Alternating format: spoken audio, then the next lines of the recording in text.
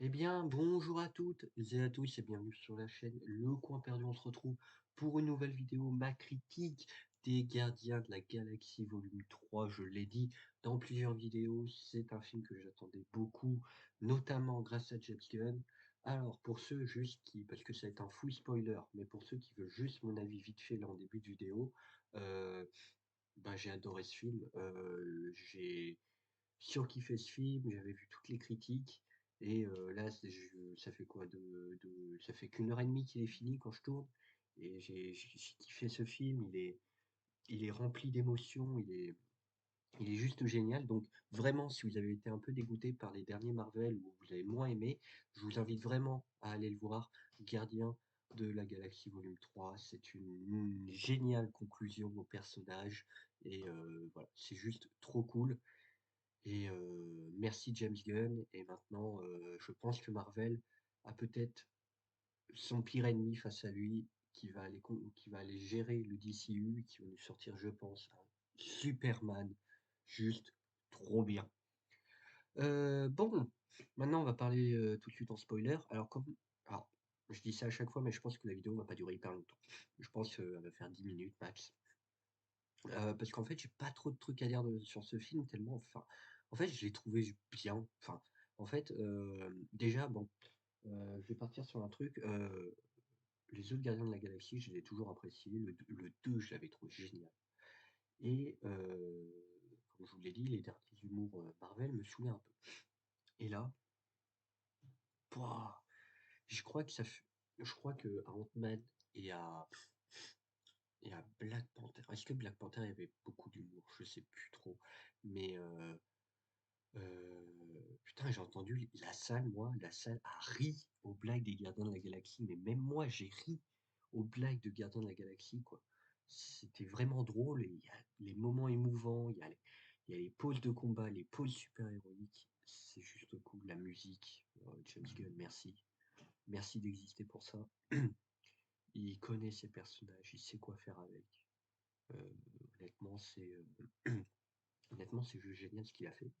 Après, voilà, c'est aussi, c'est, comment dire? C'est voilà, il a toujours dit, il a toujours adoré les Gardiens. C'est, je pense, la meilleure trilogie du MCU, parce que pour moi, les 3 films sont juste excellents. Et sinon, donc, on va revenir genre sur quelques trucs. Déjà, le méchant. Déjà, globalement, le méchant. Donc, c'est le maître. J'ai plus le terme, désolé. Mais alors, ça change un peu des autres méchants. En gros, c'est pas en mode il veut dominer le monde, mais bon, c'est pas non plus le méchant le plus ouf du MCU. Bon, Thanos, c'est bien dessus, bien évidemment. Mais c'est quand même un méchant, on va dire, appréciable pour son rôle de méchant. Mais surtout, en fait, ce qui fait qu'il a un impact, c'est qu'il touche un personnage assez important qui est donc Rocket. Oui, j'ai mis cette petite bouille. Parce que donc, ce film est clairement tourné autour de Rocket, autour de comment Rocket a été créé, tout ça. Et c'est les flashbacks sont géniaux, pardon. Euh, il, en fait, il gère bien le flashback. Alors, il y a des fois, ça coupe un peu, mais c'est quand même assez cool et tout. Il arrive à bien couper James Gunn, à savoir quand les mettre, donc c'est pas trop dérangeant.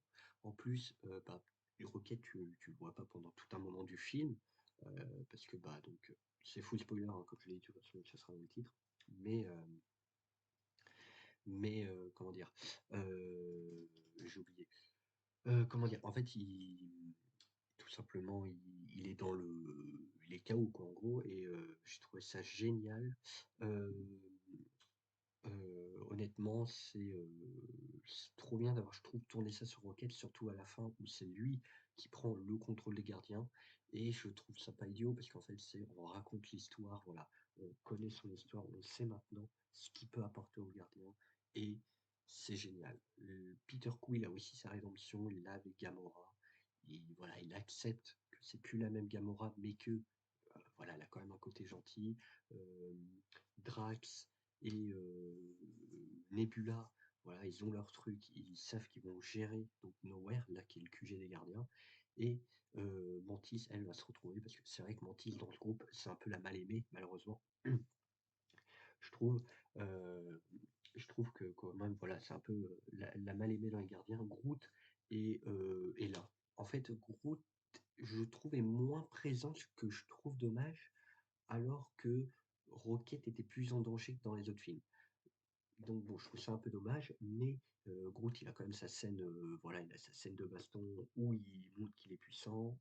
Heu, il y a des et en fait, par exemple, voilà, ce que j'ai aimé avec ce film, c'est qu'on retrouve l'esprit super-héroïque et James Gunn, voilà, il n'hésite pas à nous mettre des scènes où ils glissent, où ils font des combos, où ils font des trucs, voilà, des trucs de super-héros. Ce que Marvel ne veut, entre guillemets, «plus faire» avec les siens, ou alors ils vont les ridiculiser.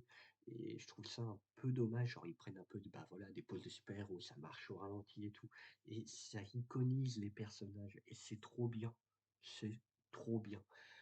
Drax est toujours aussi drôle, c'est marrant, les Mantis, c'est un personnage, ça fait extrêmement rire. L'humour a vraiment, vraiment bien marché et ceux qui ont peur, comme moi j'ai détesté dans Ant-Man, que l'humour te détruit tout, non, l'humour est là, mais quand ça doit être dramatique, quand il doit y avoir de l'émotion, on te met de l'émotion.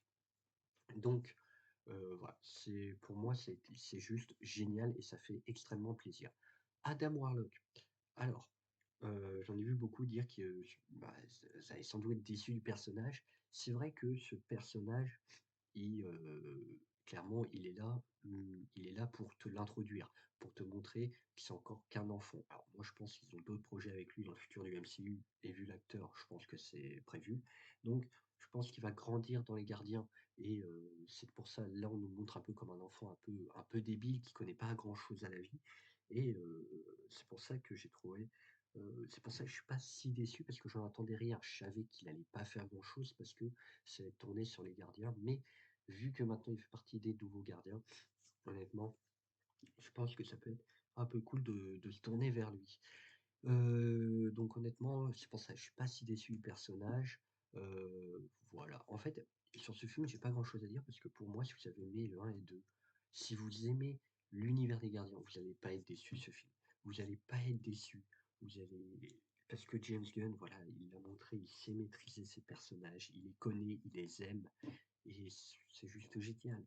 Hem, alors pour conclure, j'en ai vu beaucoup dire: «Ouais, c'est Marvel qui revient, c'est le comeback de Marvel».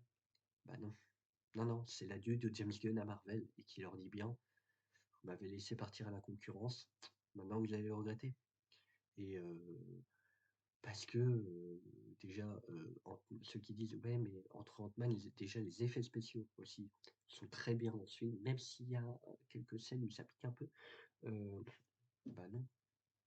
C'est juste trop bien. Il y a des beaux plans, il y a des trucs, voilà. Enfin, et ceux qui je peux pas dire que c'est le retour du MCU, je suis désolé, mais The Marvel, ça a l'air encore pourrave, hein, je suis désolé. Et Ant-Man et Gardiens de la Galaxie, ils ont été tournés en même temps, donc c'est pas parce qu'il y a 3 mois d'écart que le MCU est de retour. On va se taper un The Marvels qui, j'espère me tromper, mais ça sera pas le cas, est pourrave, a l'air pourrave.